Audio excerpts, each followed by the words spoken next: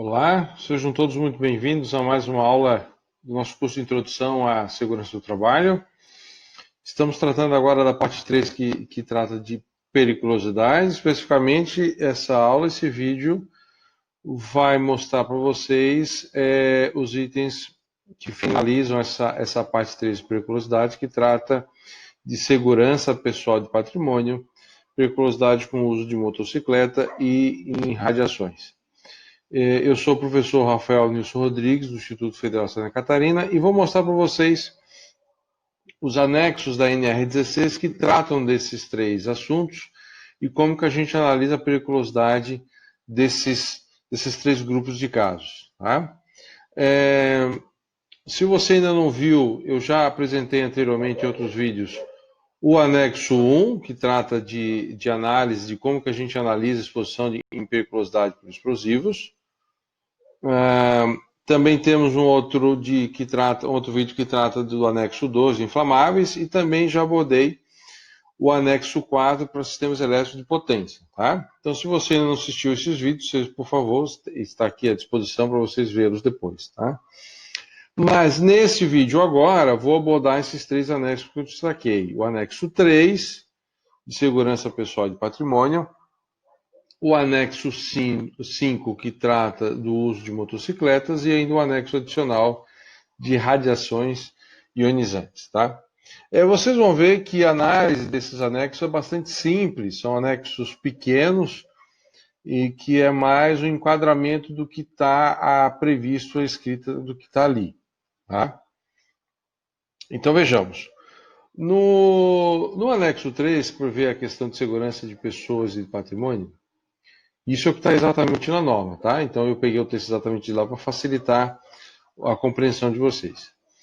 Então vejam, atividades ou operações perigosas com exposição a roubos ou outras espécies de violência física durante as atividades profissionais de segurança de pessoa ou de patrimônio, tá? Muito bem. O que é previsto aqui? Então, item 1. As atividades ou operações que impliquem em exposição desses ou dessas profissionais de segurança de pessoa e patrimônio a roubos ou outras espécies de violência física. Tá? Muito bem. E aí vem o item 2. Mas são considerados profissionais de segurança, tá, as pessoas que atendem essas duas condições A e B. Tá? Então, as pessoas empregadas das empresas prestadoras de serviço nas atividades de segurança privada, ou que integrem ainda o serviço orgânico, o serviço orgânico de segurança privada. Tá? Devidamente registradas e autorizadas pelo Ministério da Justiça, conforme lei tal, né? E as suas alterações posteriores. Então, veja que existe uma condição de formalidade e controle por parte do Ministério da Justiça com relação a essas atividades, as empresas que desempenham essas atividades e os profissionais que desempenham tais atividades. Letra B. Empregados que exercem atividade de segurança patrimonial ou pessoal em instalações metroviárias, ferroviárias, portuárias, rodoviárias, aeroportuárias e de bens públicos, tá? Sejam contratados diretamente pela administração pública direta ou indireta. Ok? Então, existe aqui não vou dizer uma particularidade, mas existe a definição de restrições. Tá? Então, cabe aos profissionais que entram nessas condições, as empresas que estão nessas condições. Tá? E aí é o seguinte, olha, as atividades e operações que expõem essas pessoas empregadas, né, a roubos e outras espécies de violência física, então, desde que atendido o item 2, que são essas condições de formalismo junto ao Ministério e as atividades previstas, tá, são aquelas que estão no quadro a seguir. Então, ele descreve um pouco melhor agora no quadro a seguir exatamente quais atividades são vistas como periculosidade, tá? E aí aqui encerra-se esse anexo, é bastante simples. Então veja, nós temos as atividades, operações e uma breve descrição do que é cada coisa, mas é relativamente simples de a gente compreender. Então, vigilância de patrimônio, né? Então, a segurança de patrimônio, a preservação do patrimônio, assim por diante. Atividade de segurança em eventos, né? Então, segurança de patrimônio de pessoas, seja em espaços públicos ou privados. Segurança nos transportes coletivos. Aqui no Brasil, no passado recente, houve uma certa violência em transportes coletivos, né? Segurança ambiental e florestal. Aqui também existe uma questão séria de segurança, porque há muitas invasões ou ação de grileiros também, então é bastante complicado. Transporte de valores, que é um alvo muito, digamos assim, cobiçado pelos bandidos, né, pelas pessoas mal intencionadas. Escolta armada também entra, tá? Segurança no acompanhamento de qualquer tipo de carga ou de valores. Escolta armada. Segurança pessoal, então o acompanhamento e proteção da integridade física de uma pessoa ou de grupos, né? E aí, finalizando, supervisão e a fiscalização operacional, então é a pessoa que não está fazendo a vigilância em si, mas é o que acompanha esses vigilantes, todos e todas que estão trabalhando, então o cara que opera, roda e visita essas equipes todas, tá? E por fim, o telemonitoramento e telecontrole, que são os ambientes que detêm as imagens, em que há uma equipe estratégica observando à distância aqueles locais todos que estão sob sua responsabilidade a segurança, tá? Então também é um ambiente visado, porque ali é um ponto estratégico de definição de ações de segurança. Certo? E é isso, o anexo 3 é bastante simples, tá? Então existem essas definições e complementando são essas atividades previstas como em periculosidade por segurança, tá? Bom, visto isso, o anexo 5 talvez seja a novidade mais recente, não tão recente assim, mas da NR16, que trata de periculosidade pelo uso de motocicleta. Então, o anexo 5 é só isso, tá? Tanto que já vem radiações aqui. Anexo 5. Então, vamos com calma aqui. Atividades perigosas com o uso de motocicleta. 1. As atividades laborais ou de trabalho com o uso de motocicletas ou motonetas, aqui é um preciosismo, né? No deslocamento de trabalhadores ou trabalhadoras em vias públicas são consideradas perigosas, exceto alguns casos. 2. Então, não serão consideradas periculosidade o seguinte: item A, o uso da motocicleta no trajeto exclusivo de percurso da residência para o trabalho. Tá? Então, entre trabalho e residência, aquele trecho não é considerado um trecho, digamos assim, trabalhado e não implica incidência de periculosidade. B. As atividades que não necessitem de emplacamento, quer dizer que você estaria numa área privada, ou dentro de uma empresa, ou dentro de um ambiente que não é o perímetro urbano, que você não está em uma via pública.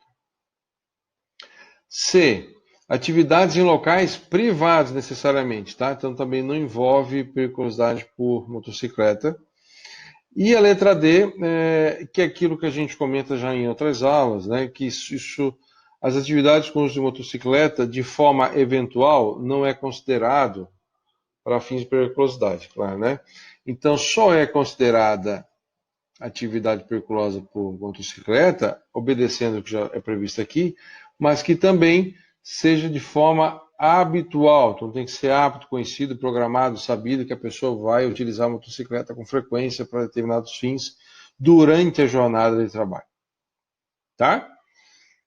Então é isso, bastante simples o anexo 5 que traz agora a periculosidade para a motocicleta. Evidentemente que entra o que o pessoal chama comumente de motoboy, né? A esses se enquadram aqui desde que empregados de alguma empresa, certo? Então, existem questões de direito que nos foge aqui o tema da disciplina, mas a periculosidade é mais associada quando você existe um empregador. Mas, enfim, aí é uma outra questão. E aí, nós temos o anexo que trata de radiações. Está asterisco porque a norma está lá, tem uma falhazinha da numeração do anexo, mas isso na prática não há diferença. Tá? Radiações são, evidentemente, o Brasil já tem um histórico aí de acidentes com elementos radioativos, e eu acho que todos sabem que a radiação de fato é algo que tem um risco muito perigoso, um risco muito delicado, e muito embora esse risco ele tem presente, não vou dizer que no dia a dia, mas existe próximo da gente algum tipo de elemento radioativo. Então, seja no hospital para tratamento, né, com radioterapia, ou em usinas, ou em alguma indústria que usa algum elemento radioativo para fazer medições, enfim, tá? Então vamos lá, o que prevê esse anexo? Então ele está agrupado por tipos de atividades e tipos de ambientes, como a gente vai ver aqui. Tá? Eu vou fazer uma leitura um pouco mais sucinta, para não ficar tão maçante aqui, né? Não vou ler a norma de ponta a ponta, mas eu vou fazer a leitura de maneira que vocês entendam o raciocínio do que está o anexo, depois fica simples para vocês fazerem alguma análise mais específica futura. Então vamos lá.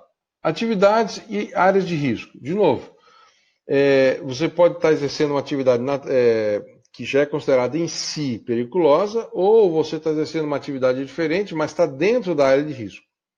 Tá? Sendo habitual, também dá periculosidade. Então, produção, utilização, processamento, transporte, guarda, estocagem, manuseio de materiais radioativos, sejam selados ou não selados, tá? Selado é aquele material que está dentro de uma caixa de chumbo, uma caixa isolante, então está selado ali dentro e não sai radiação dali. Então, selado ou não, tá? De estado físico e forma química de qualquer tipo, natural, artificial, incluindo algumas derivações aqui. Então, veja, áreas de risco, minas e depósitos, né, plantas pilotos ou outras áreas sujeitas ao risco potencial. Muito bem. Aí vem os itens derivados. Então, dentro tem a prospecção, mineração, operação e beneficiamento. 1.2. Produção, transformação, tratamento de materiais nucleares para o ciclo de combustível nuclear. O 3, a produção de radioisótopos, né, para uso em medicina. A medicina nuclear utiliza. Agricultura, pecuária, pesquisa científica e tecnológica. Ou ainda o 4, 1.4, produção de fontes radioativas, tá? Continuando ainda as derivações do item 1, né? Nós temos 1.5, então testes, ensaios, né, e calibração de detectores de monitoramento de radiação, tá? Então é mais associado a laboratórios, área de risco. Atividades de descontaminação de superfície, instrumentos, máquinas, utensílios de laboratório, assim por diante, então laboratórios, lavanderias de roupas contaminadas, né, o transporte desse material. Então, locais de área de risco. 1.7, a separação isotópica, processamento radioquímico. Então, a gente começa a entrar em jargões específicos dessa área, tá? Mas tudo bem. 1.8, manuseio, condicionamento, liberação, monitoração, estabilização, inspeção, retenção e deposição de rejeitos radioativos, tá? Então tem os locais lá os sítios de rejeito, né, esperando a meia-vida do elemento radioativo passar, enfim, né, instalações, assim por diante. Tá? Então aqui são os elementos do item 1. E aí o quadro continua com atividades de operação e manutenção de reatores nucleares. Então, aqui já diz respeito à questão de reatores. Tá? Basicamente, as áreas de risco são os edifícios onde há os reatores e os edifícios de estocagem do combustível radioativo. Tá? Então, uma usina tem a nuclear, a gente tem a usina de Angra, por exemplo, né? É uma usina com reatores nucleares. Então, temos os derivados, 2.1, a montagem, a instalação, substituição e inspeção de elementos combustíveis, atividades em periculosidade e os locais de instalação e tratamento de locais de rejeitos radioativos. O item 2.2, manutenção de componentes integrantes do reator, né? 2.3, manuseio de amostras irradiadas que tiveram a contaminação. 2.4, experimentos utilizados, canais de radiação. 2.5, a medição de radiação, levantamento de dados. 2.6, segregação, manuseio, enfim, são atividades, eu acho que o raciocínio básico é simples, associadas ao dia a dia, tudo que acontece ali dentro, associado diretamente à questão nuclear dentro de uma usina dessa. Tá? Pois bem, aí temos o item 3, que já trata de atividades de operação e manutenção de aceleradores de partícula. Então, já aí é um processo de tratamento do material radioativo, tá? Aceleradores de partícula é um outro tipo de ambiente bastante específico, tá? E aqui nós temos as derivações das atividades associadas a esse tipo de atividade principal, que é o aceleramento de partícula. Então, por exemplo, 3.1, montar, instalação, substituição e manutenção de componentes radiados ou contaminados. Então, tem as oficinas, salas de operação com área de risco. Processamento de alvos irradiados, experimentos com feixes de partículas. Tá? Então, as áreas de risco são os laboratórios locais onde ocorre isso. 4. Medição de radiação, levantamento de dados. Levantamento de dados radiológicos e nucleares, testes, inspeções, enfim. 3.5.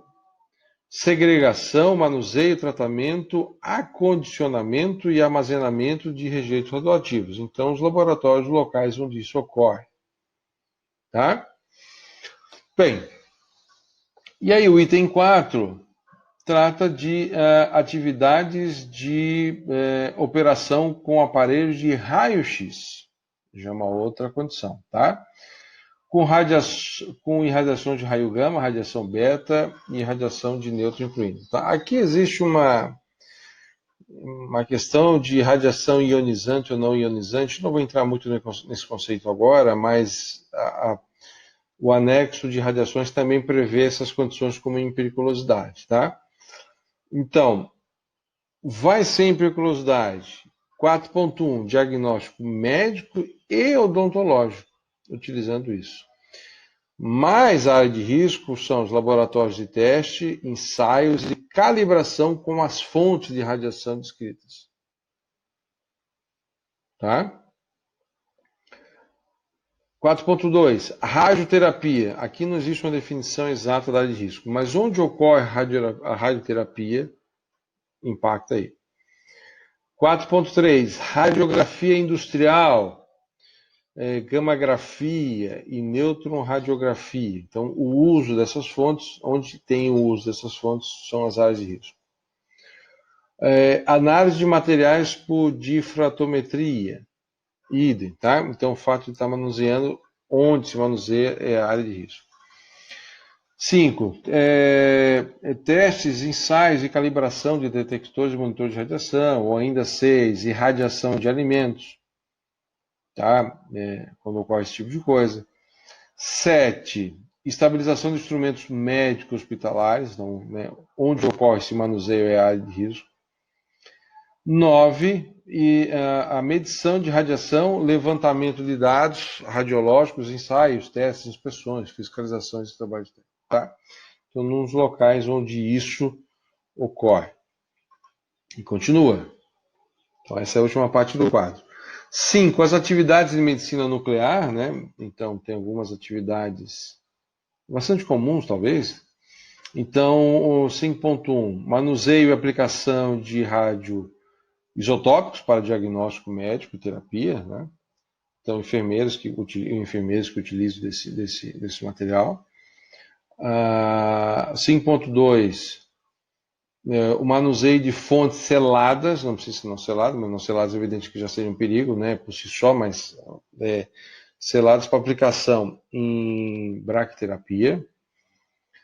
Obtenção de dados biológicos de pacientes com o uso de radioisótopos incorporados, ou ainda 5.4, a segregação ou manuseio, tratamento, acondicionamento e estocagem de rejeitos radioativos. Tá? Então, atividades relacionadas à medicina nuclear. 6. O descomissionamento de instalações nucleares radioativas. Então, quando vai ser desativado, desinstalado, né? Então, não pode simplesmente abandonar a instalação, né? Coisa desse tipo foi um dos elementos que levou ao acidente com o SED 137 lá em Goiânia, né? Então, 6.1, todas as descontaminações radioativas inerentes, tá? Então, todos os locais associados a isso. O gerenciamento dos rejeitos radioativos existentes, ou seja, tratamento, condicionamento, etc. Tá? Todo o processo. Tá? Então, todas as instalações que tenham instalações para a contenção dos rejeitos, para o afastamento de rejeitos, a cimentação dos rejeitos, né? Então aquilo vai ficar estocado como lixo radioativo em algum lugar. E por último, item 7, descomissionamento de minas, moinhos e usinas de tratamento de minerais radioativos. Tá? Então todas essas áreas em que ocorrem essas atividades, tratamento de rejeitos minerais, repositório de rejeitos naturais, decomposição de gangues, assim por diante. Tá? Então, essas são atividades e áreas de risco associadas à periculosidade por radiações. Tá? Existem duas notas explicativas ali embaixo que eu penso serem importantes. Não são considerados perigosos para efeito desse anexo as atividades envolvidas em áreas que utilizam equipamentos móveis de raio-x para diagnóstico médico. 2, porque aí existe uma eventualidade de onde aquilo está acontecendo. 2, áreas tais como emergências, centro de tratamento intensivo, sala de recuperação e leitos de internação não são classificadas, essas áreas, como salas de irradiação em razão do uso de equipamento móvel. Então, existe aqui uma peculiaridade descaracterizando possível periculosidade pelo fato de uso de um equipamento móvel de raio-x. Tá ok?